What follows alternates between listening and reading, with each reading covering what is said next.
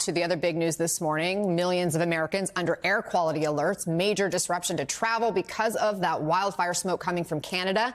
And joining us now is the Secretary of Transportation, Pete Buttigieg. Mr. Secretary, thanks so much for making time for us. What's your message to travelers trying to cope with all this smoke and now maybe stranded or dealing with some significant delays? Well, unfortunately, this smoke is impacting visibility in a big way, particularly in the airports in the New York area, LaGuardia, JFK, Newark, the airports in the D.C. area, Baltimore, Dulles, and DCA, and then also Philadelphia. So there have been ground delay programs. As of now, there are no ground stops, but those were required earlier today at some of those airports. And we're going to be seeing this for a while.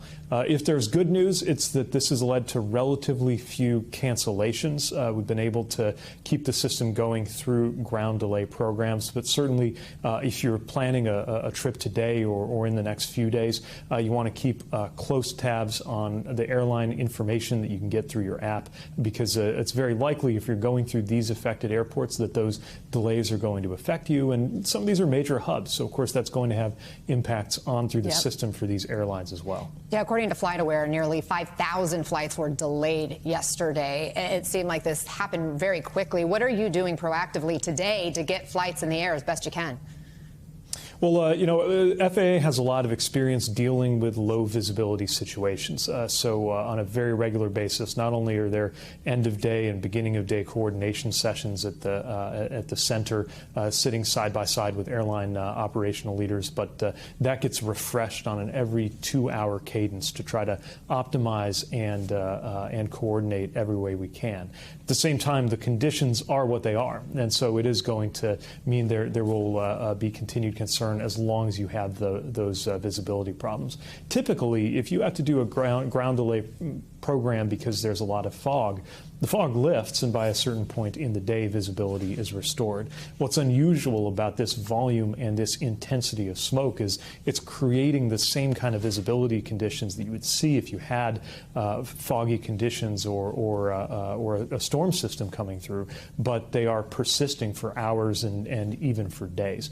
But there's excellent coordination happening between the airlines, the FAA, to try to make sure that those issues are being taken in stride, that the delays can be accommodated, done as efficiently as possible. And, of course, most importantly of all, the top priority anytime we face any disruption or anything else impacting the system is always going to be safety. And even if that means things have to go more slowly, FAA is going to make sure that every flight is going safely.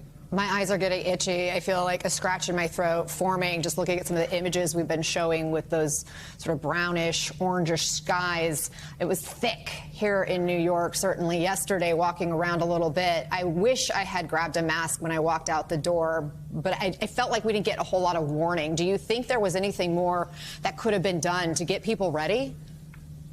You know, this did arrive pretty suddenly. Obviously, I'm no meteorologist. I don't know how predictable or not those wind patterns are that are carrying this. What I do know is that, from a flight safety perspective, we can get detailed information and make reasonable predictions into the coming hours that will help make the best of the situation that we have as we try to get those hubs back up to normal status. But I felt it getting into heading to work this morning. I think a lot of Americans in the eastern half of the U.S. are experiencing something that, of course, Americans in the West have been no stranger to over several recent years. Just the shocking experience of opening the door, looking out the window, and seeing a sky that doesn't look the way it's supposed to look. And it's one more reason why we need to be paying a lot of attention to resilience and sustainability as we go deeper into this part of the 21st century.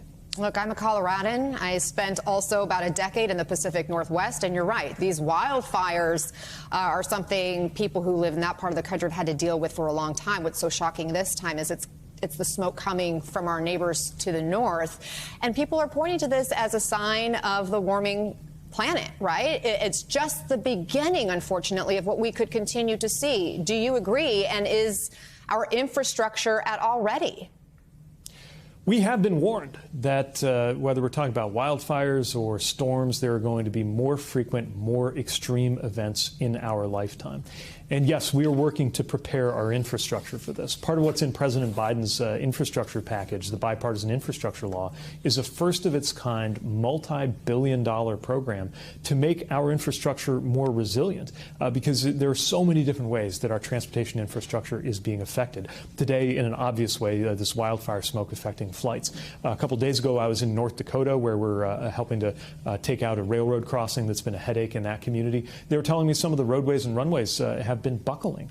And this is something that's happening in many parts of the country due to extreme heat. Transit systems have been affected. So we have funding that's now going into making our infrastructure more resilient in a way that just realistically recognizes that if what used to be, for example, a 1,000-year flood is now a frequent occurrence, there's some roads in this country that need to go to a different place than where they were before. Now, we're not just taking this as it comes. We're also trying to prevent it from getting worse than it has to. And that's why we're focused on more sustainable infrastructure for the future. It's why we're getting those EV chargers out there. It's why we're making sure there are more excellent and clean public transit options out there. We're buying zero-emission buses for cities. That means cleaner air every day, and doing our part with the climate challenge. And even for parts of the transportation sector that are very hard to move to a zero emissions platform. Think maritime and the way our ships work. Think aviation.